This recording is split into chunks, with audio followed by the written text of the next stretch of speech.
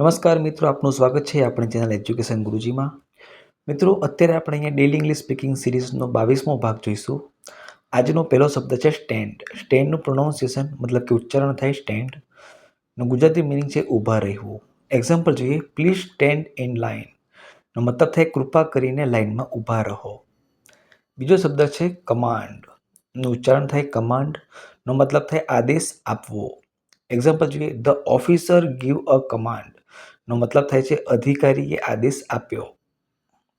ત્રીજો શબ્દ છે ઇન્ટિગ્રેટ. ઉચ્ચારણ ઇન્ટિગ્રેટ થાય. નો મતલબ થાય છે એકીકૃત કરવું. એક્ઝામ્પલ છે ધ સિસ્ટમ ઇન્ટિગ્રેટ્સ ઓલ ડિપાર્ટમેન્ટ્સ. નો ગુજરાતી મતલબ થાય સિસ્ટમ તમામ વિભાગોને એકીકૃત કરે છે. ચોથો શબ્દ ટ્રેટ. ચોથો શબ્દ થ્રેટ. ઉચ્ચારણ થ્રેટ થાય.